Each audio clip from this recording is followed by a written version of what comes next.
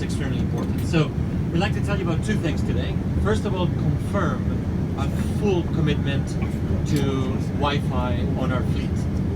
And you would expect an airline like ourselves to commit to the wide-body fleet, but in our case we're committed to both wide-body and narrow-body fleet.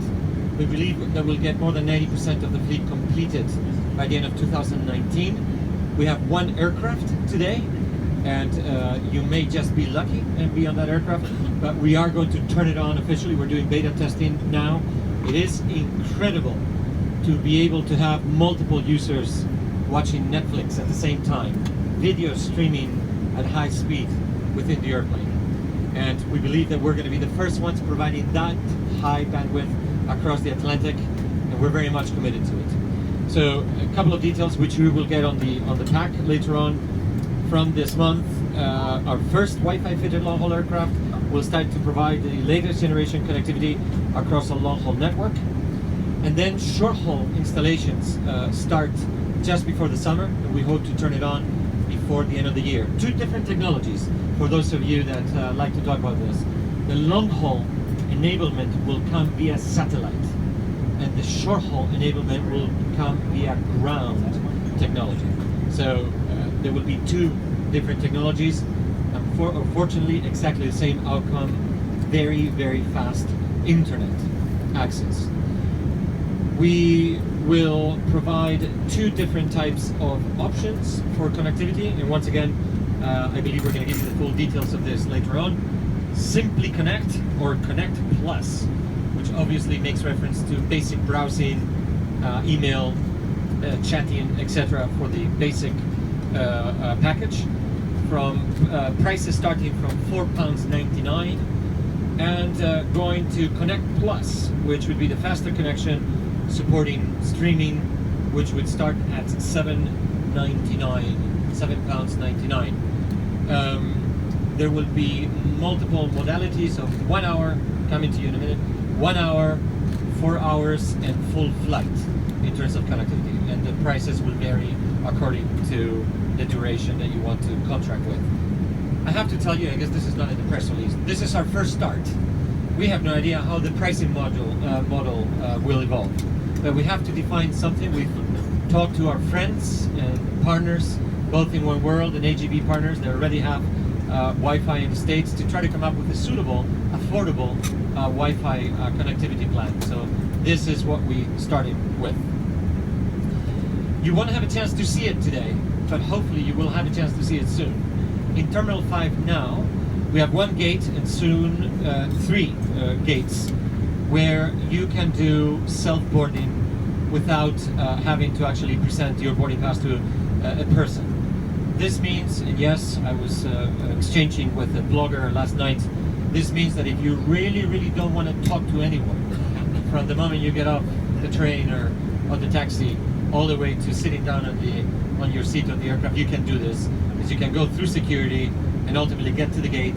Remember, when you go through security, they will take a picture of you, just like today, because today we were flying a domestic flight. That's why our picture was taken.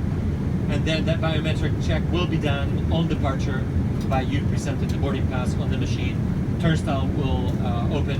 That's active now. It's been running now for, I believe, just over 2 weeks. First, very much planned consequence, but I can confirm domestic flights are departing more on time than the rest of the flights. And right now we're running 91% punctuality, which is very good. The boarding of the planes is going really fast. And that's mostly because we can have 3 or 4 people going in through at the same time. We'll always have people at the gate, undoubtedly, because there are complex itineraries, or boarding pass may have been lost, or any other exception. So there'll always be people at hand to help. But this technology, biometric self-boarding gates, now fully much working. There are many other things coming around technology. I think the investment of Wi-Fi requires for us to think about the consequences, the opportunities that we have to engage with customers via our app, via other services. So we hope that over the next months, we'll be able to come and tell you about some really, really new ways in which we will engage with customers using this technology. The technology drive will continue. If you go to Terminal 5 today, when you go to the rich people area that we're going to go to, the first wing, please do go to the other side of the airport where you will see really nice, brand new self-service check-in machines for baggage. You're able to drop off your baggage. That's relatively new. I'm not sure if we've announced it formally. It is working. More and more passengers are using it, just like what you saw in Gatwick this morning. Okay, so that's speech number 3. There may be one more speech coming. But before we do that, and just to double check where we are on the map, I think maybe the time has come to take in some questions. What I'll do is, if you raise your hand, so I'll come to you first. We'll try to get your question registered, and I'll answer it. So I'll come to you if I can. You're second. Thanks, Alexander. I'm a customer. Nice to see you. Loving on American Airlines, they have a monthly subscription for their Wi-Fi. It's about $50 a month. It's debited out of my bank account. So whenever I'm using AA domestically in the US, could you please do the same thing in Europe? If you're doing domestic in the UK or across Europe for your Wi-Fi, you have a monthly subscription so we can just log on and roll with it that way. Is that coming? Is that something you're thinking about? It's not coming. It is very much something we're thinking about. But it goes beyond that. I think I am of the belief that ultimately, perhaps, you should be able to pay for your Wi-Fi with Avios. You should be able to pay in different ways. And maybe there's... the Wi-Fi has to be a service that has to be very ubiquitous. And yes, if you're an economy-only traveler that flies a lot to Europe, perhaps we should provide the ability for you to have a subscription service on a monthly basis. Doesn't matter what class I fly. I need access to it. I've just been in New Zealand for a few weeks. They say Wi-Fi is actually a God-given right, like having one. In New Zealand, it's okay to say that. All right, coming back. Great suggestion, by the way. Please. All right, here you are. Thank you. Alex, thank you for hosting us on this trip. Earlier today, you spoke about the evolution of Club World. Sorry. Thank you for hosting us today. Earlier today, you spoke about the evolution of Club World, and you said that, yes, the seats will have direct aisle access. Now, are we talking about the Club World Mark III for the Airbus A350 fleet, or are we talking about the new generation of Club World to replace what we're currently sitting in right across the BA fleet? And if so, what's the timetable for that? I know you can't go into too many specifics, but yeah, what are we looking at? It's a very fair question. So let me try to see if I can include what I've spoken to other colleagues. Yes, absolutely, for the 350, 1000, and for the Dash 10. Those are airplanes that will be coming to us from the of 18, 19, actually 19, let's be very precise, 19, no, 350, 19, Dash 10, 19. So, yes, I think it is safe to say that any new product will be coming into those airplanes. The question is still outstanding, how deep we would refurbish existing aircraft to the new product. And unfortunately, I can't talk about it because I would get fired because we haven't really discussed it just yet. So no, you won't, but other people will, and then you won't harm me. So ultimately, yes, we do believe that we have to consider some retrofitting, but we don't know the scale of the retrofitting, the type of airplanes, ultimately the type of markets. The timescales, this is a very sensitive subject, and if I were to tell you, we were talking about earlier today, for one reason, we have seen some recent over-promises by other carriers on their club seats. And I think it would be a disaster if we began to talk about what we would like to do and then have to wait a really, really long time. So we're going to go through the painful process of telling you about our commitment and then wait a little while until we feel that that commitment is in stone, set in stone, and so that I can have some seats I can show you in some aircraft. So it might take a little while. The main point today is this has been a fantastic seat, still is a fantastic seat. There's a lot of features about this seat that other carriers still don't have, but we do believe we have to evolve. And there are some, when we introduced this seat 20 years ago, this was the best thing that existed in club class around the world. And it stayed like that for many years. Well, the markets have caught up. Now we're going to catch up and more ourselves. And that's the spirit of what we are. We don't want to overpromise. We are committed to this. We'll make it happen.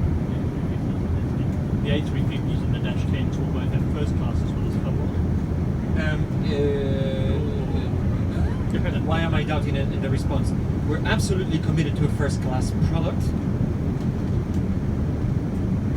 Definitely some of those aircraft will have first class. We are going through that process that we told the city about last November, which you can go into the IG Investors website, which is right sizing first class.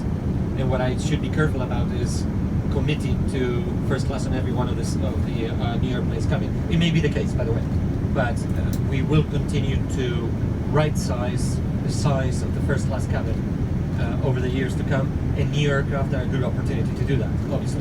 What I can confirm to you is that none of those aircraft will have a large number of first class seats. This aircraft that we have here that we're flying in appears to have a very good combination of cabins in terms of the size that they are. And we will continue to working around these concepts and obviously respond to market forces as we normally do. Great. Thanks, Alex. John Arledge from InsideFlyer. Can I ask two quick questions on pricing? First of all, on fares. Is it your ambition to be quite short on European services, cost competitive, possibly even cheaper, especially budget carriers? That's the first point. And secondly, you'll be aware from the announcement this week that Virgin has repriced its annuals. If you want to use its Flying Club miles. Yeah, Virgin has repriced. So if you want to use your Flying Club miles over the period, you will have to use more. Are there any plans to reprice your services? So, British Airways is a premium airline. We fly to premium destinations in premium passengers. We're going to continue being a premium airline, and we're going to continue looking for ways not to give up on those passengers that are price sensitive. So we're going to continue looking for ways to be price competitive. Does that mean that we're going to undercut low-cost carriers? I have no idea. That's what supply and demand does.